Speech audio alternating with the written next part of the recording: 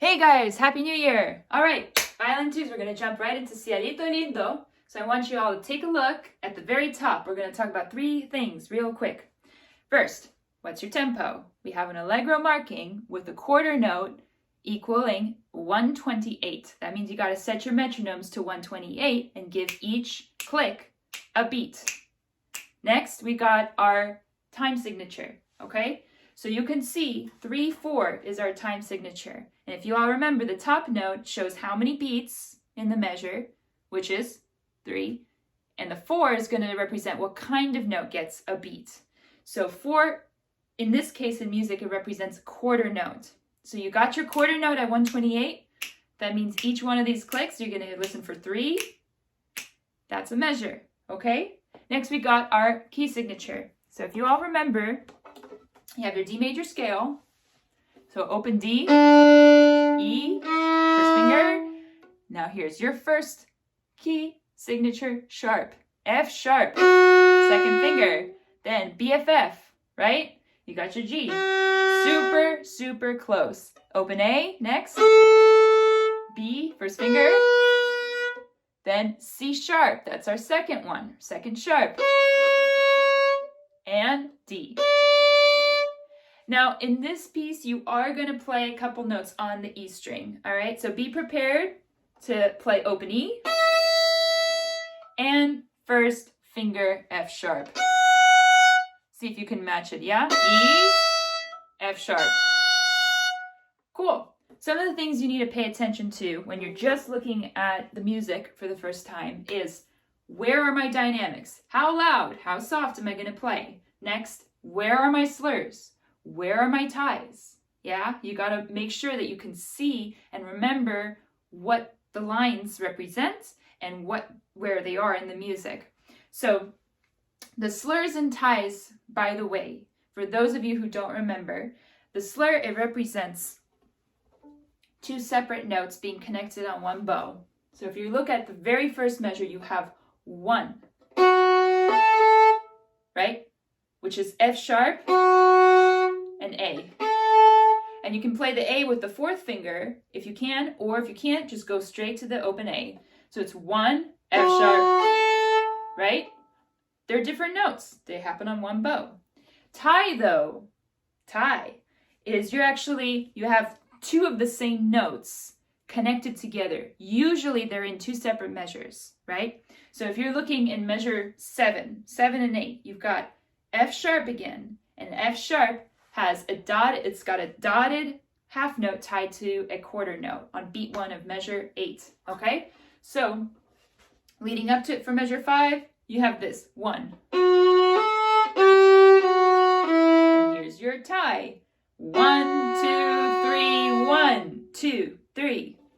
You guys all remember counting your rests, super important. I would circle them if I were you, just to remember to count, because you do not want to get lost on the long notes or the rests. That's another tip. So when you have a dotted half note, or when you have rests, or a phrase that just you have to hold a note for many measures, you want to make sure that you plan for it. The biggest thing you got to do in music is think ahead and plan, because then you can actually distribute your bow accordingly. So right now I'm going to talk a little bit about bow technique. I'm going to show you just how to think of where to put your bow depending on the dynamic, okay? So I want you all to take a look at the very start. It's going to be real quick, right? So if you can circle it as we go, it'll be really helpful. We're going to start with mezzo forte, which is medium loud, right? It's not loud, it's medium loud, stately. So go ahead and circle that mezzo forte. Make sure you're clear that we're starting with that. Then keep going down until you see the next dynamic marking, which is at measure 9, right? We stay mezzo forte, it's just a reminder. So you're going to stay medium loud with little decrescendos and crescendos here and there until you get to measure 33. Circle that mezzo piano. That one you got to get a little softer, right? So this is what we have so far. Mezzo forte, you're going to use this much bow usually. You see, I went to the middle and lower half. you want to make sure that you keep everything here because you can control things better here and it's not too loud. When you get to the mezzo piano, you're just going to minimize it. It's like a mini mezzo forte, right? So here's a mezzo forte regular, right? And then imagine if you had like a mini mezzo forte. In this case, it's mezzo piano. It's going to be like this, right? I use less bow and less pressure on the bow hold. Okay, so you got mezzo forte, mezzo piano. Now pay attention to measure 40, which is going to be a crescendo into measure 41, where you have your big forte moment. This is the loudest part until the end.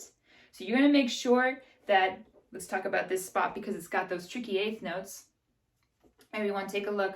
Measure 40, you have eighth notes crescendoing, which means you're going to start in the lower half right here, and you're going to actually increase the speed and how large the bow is. So it starts with small bows, right?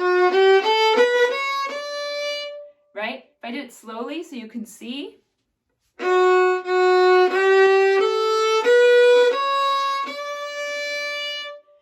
so it's more by the feeling. You want to make sure that you're thinking before you start playing those fast eighth notes. Think about the long forte note.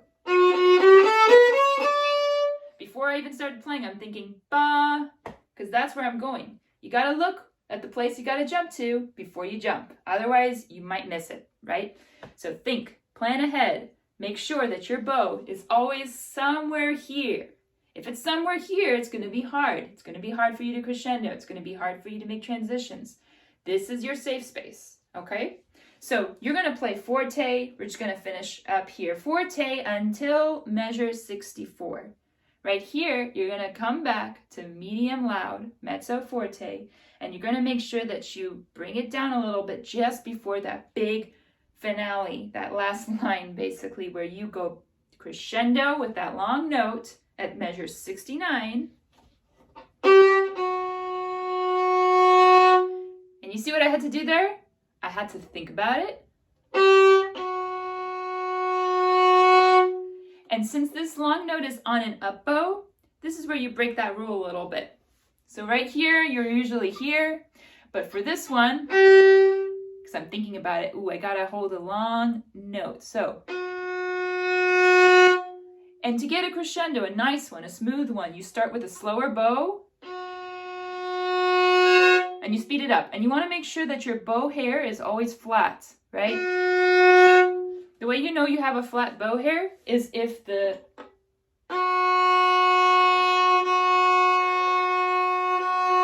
bow doesn't really move anywhere. You know, if you're... That's obviously, it's got like a tilt to it. So sometimes practicing in front of the mirror actually helps a lot. All right, so one other spot you got to pay attention to, like measure 40 to 41, is measure 62, okay? Measure 61, we have a C sharp, right? Dotted half note. It's not going to be tied. It's not going to be connected. We want to make sure that actually we're playing our C sharp long for 3 beats, down bow, 1, 2, 3, it's measure 61. And then measure 62, we're going to do a staccato up bow and separate that C sharp on the first beat, right? So you're going to have this, 61, 1, 2, 3, up bow, rest, and you're going to finish the phrase. In general, all of these melodic things that you get in the music, think of it like your violin is actually mimicking your voice. You're trying to imagine, this is a folk song. People dance to it. People sing to it. People have a great time with this song. So you are going to have a great time too if you actually imagine singing this, if you actually imagine making this more musical for yourself by bringing the bow closer to the idea behind breathing. Okay, so I really do look forward to seeing all of you, working on this with you, hopefully in February. And in the meantime, you know, just stay safe, stay well, and hope your practicing goes well. All right, see ya.